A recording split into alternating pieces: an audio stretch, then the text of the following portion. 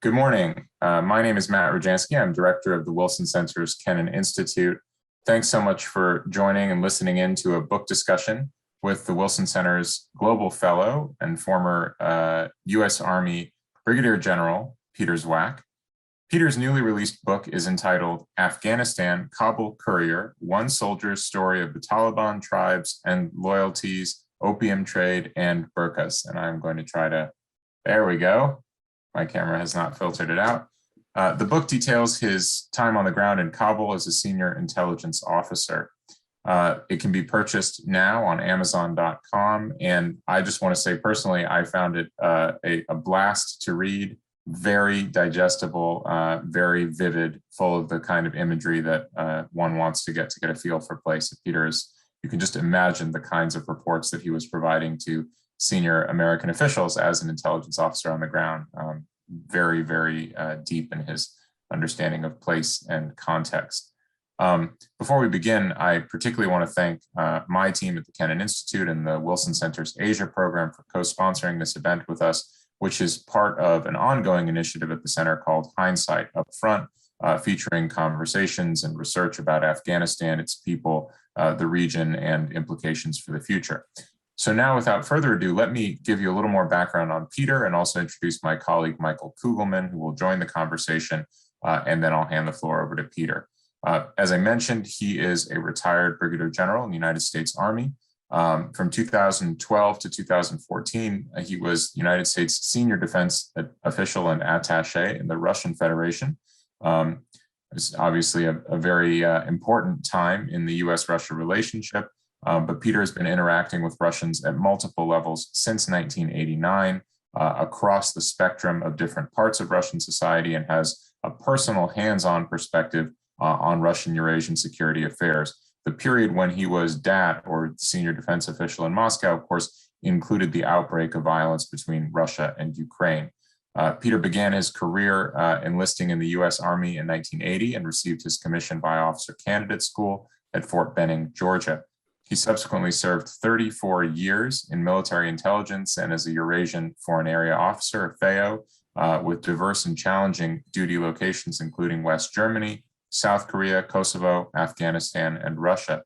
Inducted into the OCS Hall of Fame in 2015, Peter is the recipient of the Bronze Star, Distinguished Service Medal, Legion of Merit, and numerous other awards and decorations. He was also honored as the Joint Chiefs of Staff's Action Officer of the Year in 1999 and proudly wears the Ranger tab in Airborne Wings. Retired in 2015, he is now a senior, he served as the Senior Russia-Eurasia Fellow at the National Defense University's National Strategic Studies Institute and an Adjunct Fellow at the Pell Center at Salve Regina University in Newport, Rhode Island. He regularly consults, writes, and lectures within the U.S. government interagency, at think tanks, academic institutions, and many others on Russian and Eurasian security and leadership lessons learned. My colleague, Michael Kugelman, is Deputy Director and Senior Associate for South Asia within the Wilson Center's Asia program. He leads research, programming, and publications precisely on the region that includes Afghanistan, as well as Pakistan, India, and US relations with each of them. He's been editor or co-editor of 11 books and writes monthly columns for Foreign Policy's South Asia channel and commentaries for War on the Rocks, and contributes regular pieces to the Wall Street Journal's think tank blog. He is co-author of a publication I'm very proud of, 2021 Afghanistan's Year of Reckoning, which is a trilateral report based on a long-standing dialogue that we at the Wilson Center have had with India's Observer Research Foundation and Russia's MMO, which in recent years has been very focused on Afghanistan and I think was in many ways prescient. So take a look at that report on our website. Michael publishes widely from the New York Times and Los Angeles Times to Politico, CNN, and elsewhere, and has produced a number of longer publications on South Asia. For example, Pakistan's interminable energy crisis, is there a way out? Pakistan's runaway urbanization, what can be done? And India's contemporary security challenges. And he's quite active on Twitter at Michael Kugelman. So without further ado, Peter, let me give you the floor for about 10 minutes to introduce the book, and then we'll launch into a conversation with Michael and myself. Thank you, Matt, for that really kind introduction. Greetings to the viewers and listeners. I believe this is actually quite an important, serious topic. Why did I write this book? First of all, whether you were deeply interested or partially interested, I think everybody was riveted by the events, the really just emotional, riveting events of August, just less than 2 months ago, when the Afghan government collapsed. Our military and nation building efforts collapsed with it. And we found ourselves trapped in an extraordinary situation in Hamid Karzai International Airport and negotiating with our foes to get out of there for whatever reason, were satisfied with defeating us, but made the calculus not to humiliate us, which may have set, if you will, possibilities in the future on whatever relations are in the region. I wrote this book, Afghanistan, Kabul, Kurier, during my year in 2008, 2009, as a senior U.S. military intelligence officer, deployed to NATO's ISAF, the International Security Assistance Force, that had been in there since about the beginning of the mission all the way to 2014. And as such, I kept, and it was never anything I intended to send out, I kept a diary. And every quarter I sent a big email to my friends, my family, and associates about my tactile impressions, not big political, military, but just what is going on in Afghanistan, my observations of this unbelievably complex, nuanced place with so much history and so much baggage in this country that is out in the middle of Central Asia or Southeast Asia, and we're there. So I'm there an entire year. I arrive and I try to give impressions on what it's like to be a soldier there. I was senior staff. It's a little different than the guys in the field, God bless them. But all the impressions, and my family and taking care of people, but also the mission with a lot of emphasis on the Afghan people. Why were you there? Why I thought I was there. And I did not change the core of the book. I was somewhat drinking the nation building Kool-Aid at that time. From 03-04, the mission evolved increasingly from settling the country down, and we were to an extended nation building, international mission, United Nations, that went on, as we all know, for 20 years.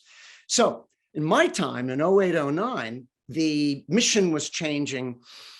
We were getting the prickly feeling. The Taliban, the insurgency was intensifying.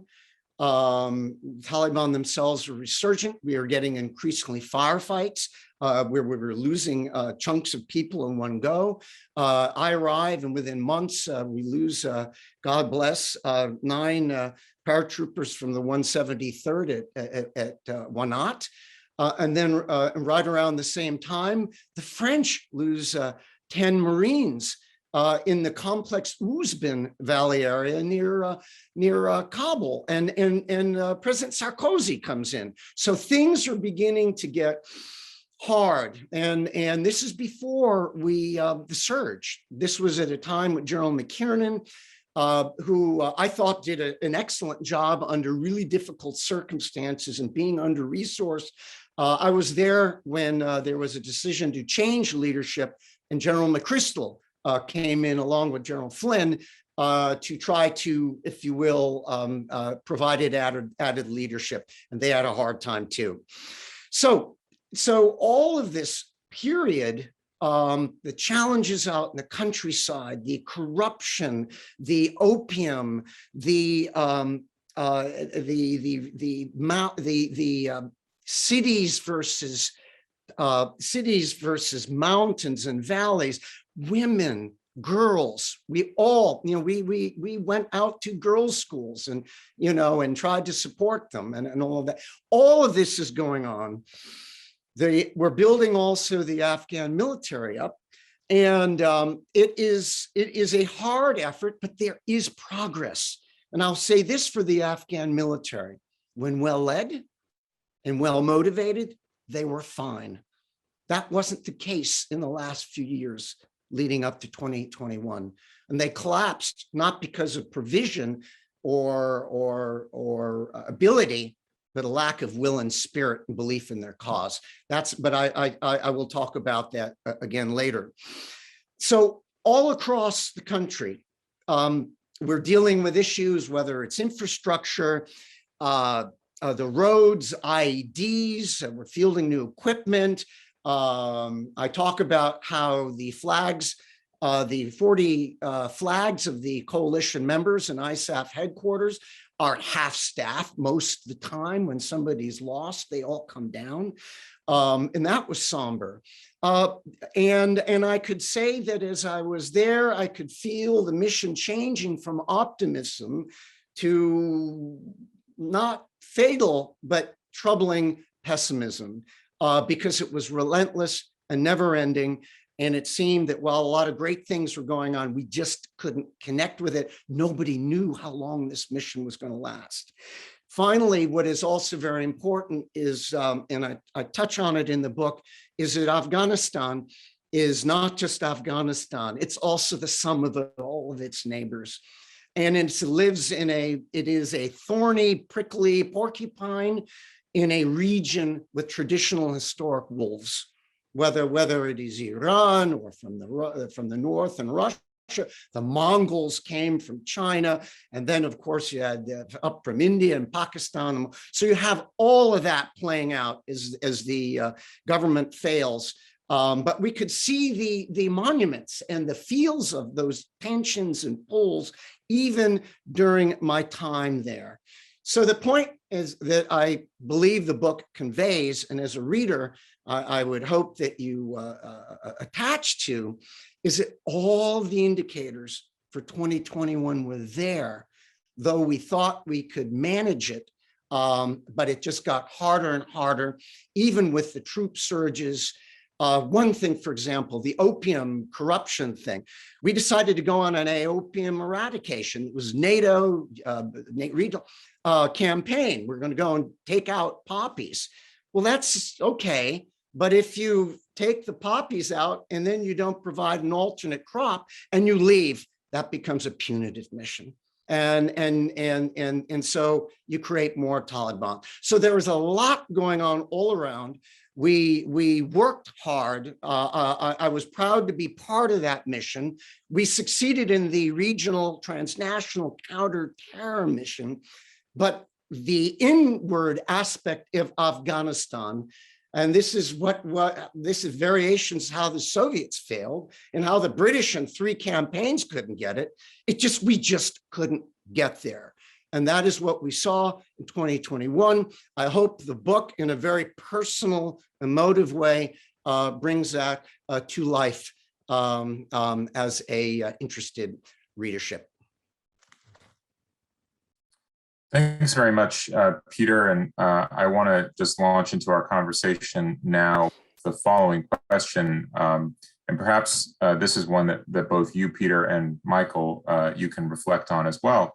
And that's, looking back on some of the specific experiences that you recount in the book, particularly getting outside of Kabul, examining life as it was under the attempt to build a functioning state in Afghanistan over the course of 20 years. What do you think is the most important lesson for Americans to take away now in 2021 and going forward from this experience? Peter, why don't we start with you? Yes, I think that we've learned the hard way in a number of missions now that whatever our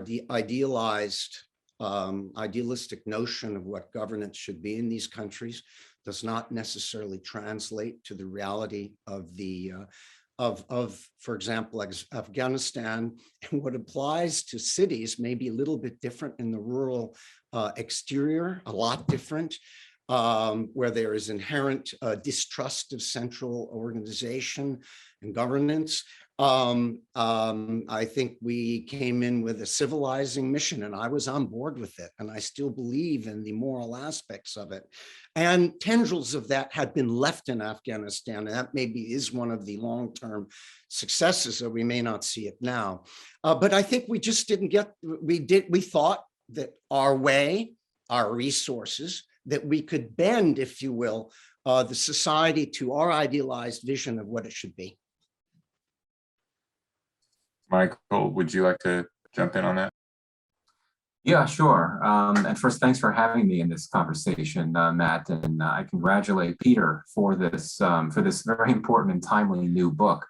I agree with what Peter just said, but I think for me, one of the big lessons for the U.S. here over the last 20 years is the failure to develop a clear strategy to guide the U.S. mission and presence in Afghanistan. That has been a big problem. The U.S. achieved its initial objectives in Afghanistan very quickly, which were counterterrorism focused. It knocked out the Al-Qaeda sanctuaries, and it removed Al-Qaeda's Taliban hosts from power very early on in the war. But after that happened, I think that there was a long struggle, a struggle of many years to articulate a strategy for why the U.S. was still in Afghanistan. And of course, when you struggle to articulate a clear strategy, it's difficult to succeed militarily, among other things. And so I think that there's so many ways of answering the question, but for me, that's the point that that stands out the most. Michael, you took part in a podcast recording for Ken and X about maybe a month ago with an Afghan colleague, and I will never forget what he said in comparing the legacies of the U.S. and Soviet occupations in Afghanistan, because it was so kind of unexpected after many years of unfavorable depictions of the Russians, perhaps seeking to curry favor with the Americans. Here was an Afghan saying, actually, the Soviets thought that they were adding Afghanistan to their empire, and so they invested. They built infrastructure that lasted. And because you Americans came in, I'm obviously paraphrasing, with these more limited counterterrorism kinds of goals, even if you did nation building incidentally, but you clearly weren't seeking to add Afghanistan to some kind of permanent American empire, you didn't invest in the same way. And so your legacy will not be as lasting. I mean, I thought was kind of crushing and powerful. And it's also a good chance to kind of bring in your Russia and your Afghanistan experiences, Peter. The Russians, and I experienced this in directly, 1989, when I was an American captain studying in the provincial city of Kalinin, now Tver. And I was invited by students, including young Consmol, to a memorial with Afghan vets in Russia, Afghansi. And as Vietnam was to us, there was a strong emotive feeling about what happened in Afghanistan. This is 1989. By the way, the Russians never thought that our mission would sustain itself. I think in a cynical way, they saw us kind of dampening, if you will, staunching the bleeding by being there. But they, based on their own experience, from 89 to 93, they thought eventually that our mission would fail, the Afghan government would fail, and a lot of the work that they did out in Central Asia, and even this troubling, if you will, consorting, if you will, with the Taliban, I believe, first of all, foremost, was hedging and preparing for what they thought would happen, which did happen. And then there was always that side to mess with our missions wherever we are. Michael, what do you make of that changing, evolving perception of Russia from kind of, the Vietnam, the Soviet Union's Vietnam in the 1980s to, maybe wiser than the Americans, a little bit more humble than the Americans over the last 20 years, and then now maybe even an indispensable regional power broker of a kind because of Russia's influence in Central Asia. Well, I mean, clearly Russia has reinvented itself in terms of its role in Afghanistan. And we've seen over the last few years, it sought to develop ties with a variety of players, including the Taliban. And I think that it's moved on from what had happened many years ago. And I think there could also be a generational gap here as well, that those in Afghanistan that wouldn't necessarily remember or have been around for the Russian or the Soviet occupation, their views may be shaped or would be shaped more directly by what they're seeing now from Russia, which obviously is very different from what it was up to in the 1980s. And another point to put out there is that the U.S. did make infrastructure a part of its policy, of this very nebulously articulated idea of nation building. There had been a lot of development projects, but they were done so poorly. We've had for many years reports from the likes of the CIGAR, and there have been books written, including by some previous Wilson Center fellows like Rajiv Chandrasekaran, who had been with the Washington Post, writing about all of these ill-fated development projects that were really, unfortunately, acting like Afghanistan was a part of America, that things could be done in Afghanistan as they would be done here. And clearly that's not going to work. So I think that it's not just an issue of Russia doing or the Soviets doing infrastructure, the US not focused on that. The US did focus on infrastructure, that it probably did it much worse than the Soviets had done it when they were in Afghanistan years ago.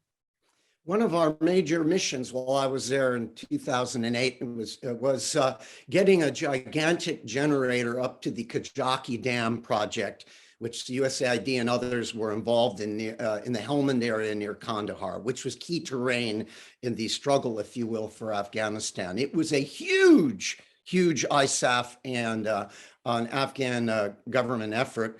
In the end, because Helmand later falls, it goes stillborn. And then right before that was this huge electric power station that Michael knows all about in Kabul, that was also massive expenditure of resources.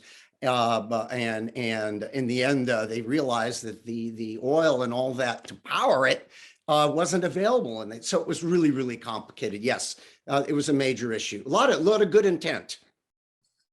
So I want to ask something that I actually feel like is deeply woven into your narrative, Peter, because every time you leave the green zone or leave the base where you were housed in Kabul, you're conscious of it, and that is kind of the appearance of being being able to blend into civilian population, maybe looking more like an aid worker or something, versus going out in like full armored regalia with weapons and body armor and so on.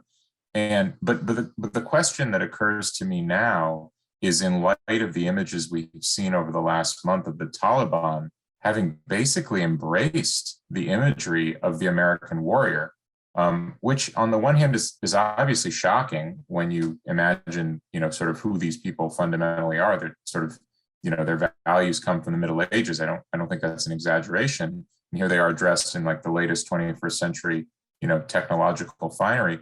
But maybe there is something emblematic about that when one takes this power, one inevitably steps into that somewhat alien role of being separated from the people. And now we see, in fact, terror attacks happening on the Taliban's watch. I just wonder if you could comment on that as someone who's got to make that decision over and over and over. How close do you get to the people? How do you present yourself? How do you protect yourself? Yeah, most of the time we would be out be in uniform, either in Humvees, armored Humvees, or more often in white SUVs. But there were occasions we would go out. If it were to meet a family or go to a location in our scarves and our flak vests, we'd have a gun on the floorboard just to be discreet. It was awkward sometimes, looking like a teenage mutant ninja turtle. You come in with all your gear onto a post, and And some of the some of the posts would be almost offended that we came in looking like ready for combat. And we would take off our flak vests and things. But we would feel, however, especially frankly, among the ANP, vulnerable to insider attacks, which increasingly grew at that time. So it was definitely, do we fully suit up? Do we rattle it all in? Or do we try to be more discreet in how we look, and also for our own security? If you're going out in places, if somebody's waiting to fire an IED, you might pause if the look of the vehicle is not military. So all these considerations went into effect. But when we went out into Kabul to do things that weren't overtly military, we tried to be more discreet in how we dressed. Michael, I want you to comment on that, but in particular, this issue of would we be wrong to assume that the Taliban is, going to be any differently situated, trying to rule over this country from Kabul by force with weapons and armor and vehicles? And in other words, are they going to basically face a version of the same dilemma that American or Soviet or any other, sort of ruling military force faced? Yeah, absolutely. I think so. I mean, on one level, the Taliban has not changed in terms of its bottom line fundamental worldview and ideology.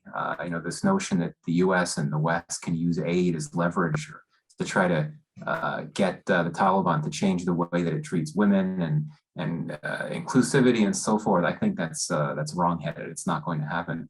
But yes, the Taliban is going to face challenges, and it already is. It's going to face a major challenge in consolidating power. That's going to be a huge challenge, especially because it's entered government facing these incredibly complex policy emergencies, this humanitarian crisis that we all know about, the economic crisis that goes with that. The Taliban doesn't have much experience. I mean, it does have experience in government. I mean, back in the 90s, it controlled about 90% of the country, including Kabul. But for the Taliban, its main idea of governance relates to brutal forms of justice, not, developing economic recovery plans. And, even if the Taliban were to get access to this $10 billion in foreign reserves that the West has frozen, would it be in a position to actually use that money to put the country on the path forward? I don't necessarily think so. So it's going to face that. And the more that the humanitarian crisis plays out, the more the economic stress is, the more likely you could have, protests that could turn violent, the more likely you could have a new armed resistance, which could embolden the Panjshir resistance, which is very limited at this point and has really been taking refuge in Tajikistan, isn't really doing much. And indeed, the Taliban does face the terrorist threat from ISIS Khorasan, and that problem's not going to go away. There have been a number of attacks just in recent days. And so, yes, the Taliban will face a lot of problems, and I think it's going to be very difficult for it to actually be in a position to control the country, to pacify the country, and to be in a position to focus on pursuing whatever agenda it may have. It's going to be very difficult.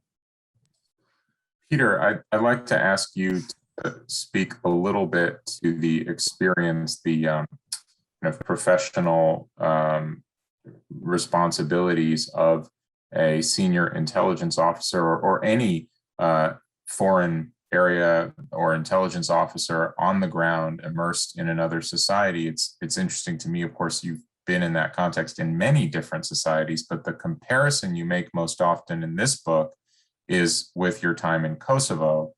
And I get the sense maybe that is because of the sort of security issues, the fact that it is sort of an active military occupation versus when you've been in the Soviet Union or in Russia, where you're meeting more in kind of normal civilian context. I wonder if you could speak to the experience of that as a professional. Yes, in both cases, whether in Afghanistan as a soldier or Moscow as a soldier, I was a soldier. The difference being in Moscow as a diplomat and in a non, if you will, kinetic zone. In Afghanistan, I was a soldier. I wore the kit of a soldier, and and the vehicles and all of that. And there is a major difference. And also there is a huge force protection issue. While we had our issues as diplomats and elsewhere in other countries, we didn't expect to get shot or blown up as we did. And I know people who we lost in Afghanistan, and despite our best efforts. So yes, absolutely, I was there. I was a soldier, full kit in a combat zone.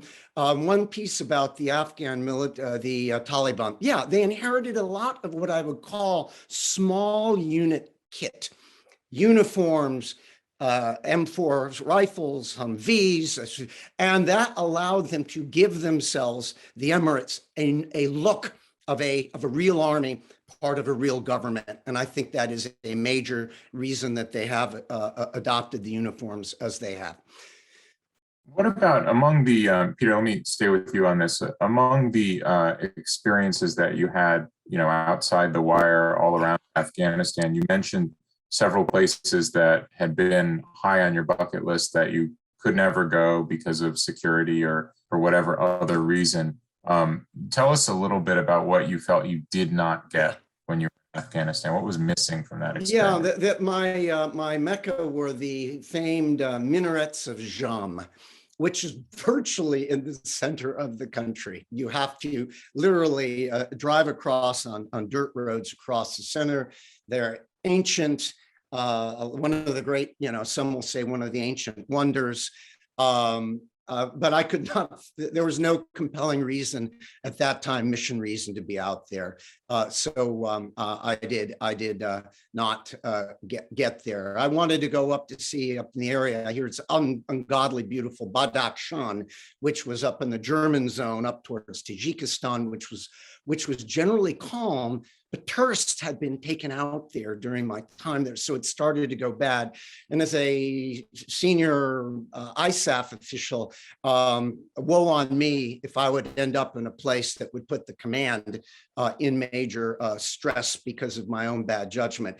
I was there for Bowie Bergdahl, who, as you remember, walked off a garrison, a forward operating base in RC East. And that became one of our craziest nights when he disappears and ends up in Taliban hands.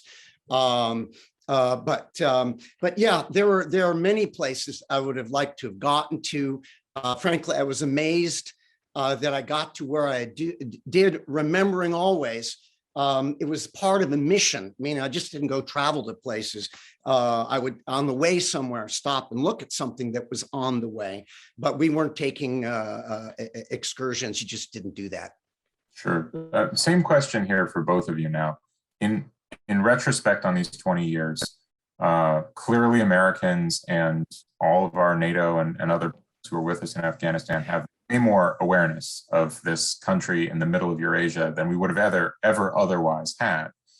What awareness do you think we still lack? What are the biggest gaps in our understanding of this place and its context? Michael, can I start with you on that one, and then I'll go to you, Peter?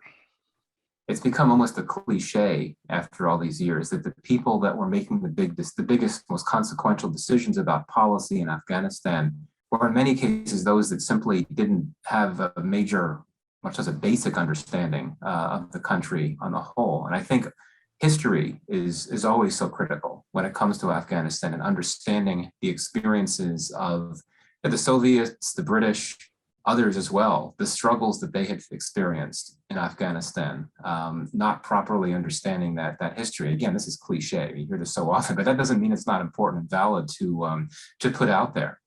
So I would certainly highlight that, as well as the nature of Afghan society. I think that there was an expectation on the part of US policymakers that you could try to change Afghanistan into a country where you could have strong central institutions, which is so difficult in a country like Afghanistan, where governance and power is so incredibly decentralized.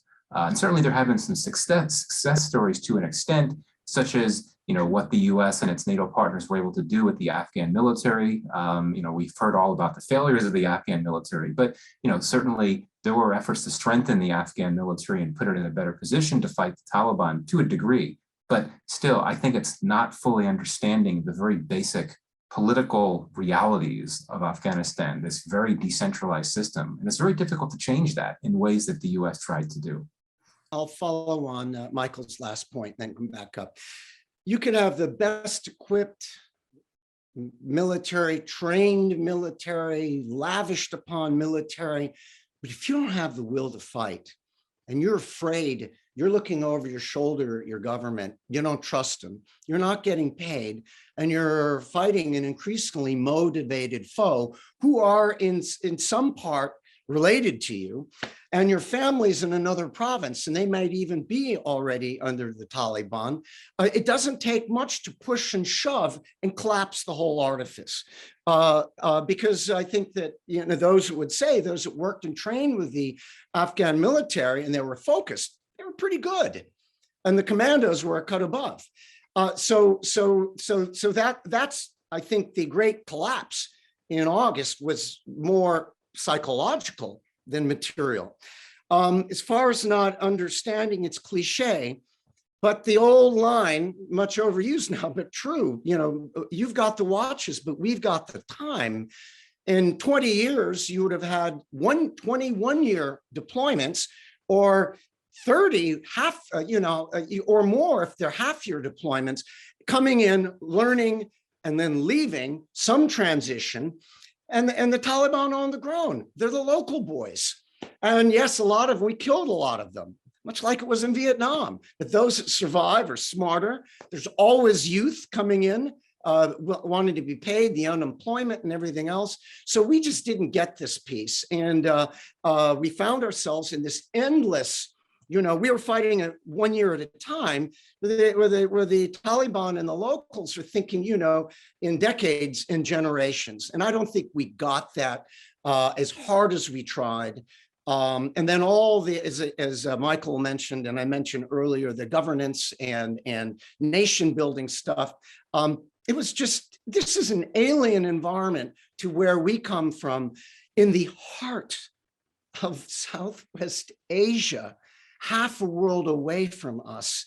In the end, how did we get there for 20 years and stay there? How did the British get there in the same way 150 years ago?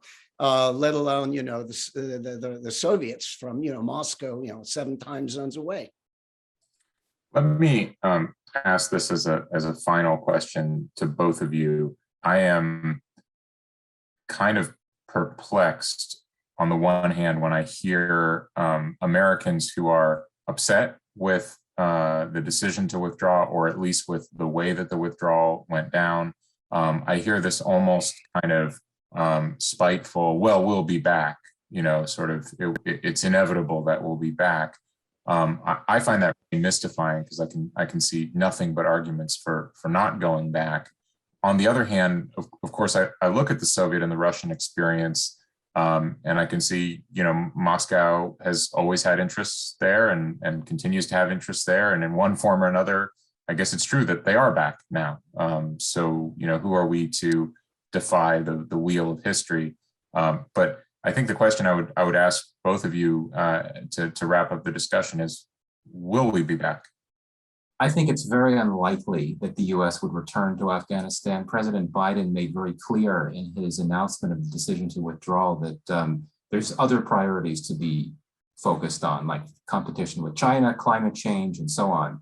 I think that, again, you have to look at this through a counterterrorism lens. Only, God forbid, if there were to be another 9/11-like attack, or if the US government were to conclude that terrorists in Afghanistan were in the process of planning a 9/11-like attack or some type of major attack targeting the US directly, only in that context could I envision US forces returning to Afghanistan. I think that for now, the administration plans to focus on this over-the-horizon counterterrorism capacity, which really means maintaining the ability to carry out surveillance in Afghanistan, as well as, if necessary, airstrikes on terrorists. But this would all be done through existing US military facilities in the Gulf, and not much more. There have been some negotiations about the possibility of the US using bases in Central Asia. This is all speculation, it's all rumor. I think in all likelihood, you're going to be looking at the US using existing military facilities far away from Afghanistan to maintain this counterterrorism capacity. I think that the U.S. really has left Afghanistan for good. There will always be conspiracy theories that it's just a matter of time before the U.S. comes back. But I think the U.S. is moving on. And I imagine if you were to ask a senior official in the U.S. government if Afghanistan is viewed as a strategically important country for the U.S., I imagine that the answer would be no. And I think that you'd hear that a country like Pakistan is viewed as a country with much more strategic significance. So short answer to your question is I do think that the U.S. has left Afghanistan for good. Physically, from, if you will, a heavy material perspective, we're out of there. And that occurred in August. I don't think there's any intention to come back in a big, heavy-handed way unless something hideous in the terror thing occurred. However, I remind that the countries in the region, whether Pakistan, Iran, Russia through Central Asia, even China, India by extension, they all are psychotic when you talk about Wahhabist, if you will, Sunni Islam and transnational terror. And so the counter-terror, if you will, concern is not just an American thing, it's also a local thing. And we need to remember that. I think I could see in some environment, in some way, information sharing, and you've already heard, thrown out there. Interesting that it was even thrown out there. Thoughts about an American node up in Central Asia, maybe co-located with the Russians. A big thing is that we're out of Bagram. Bagram is gone.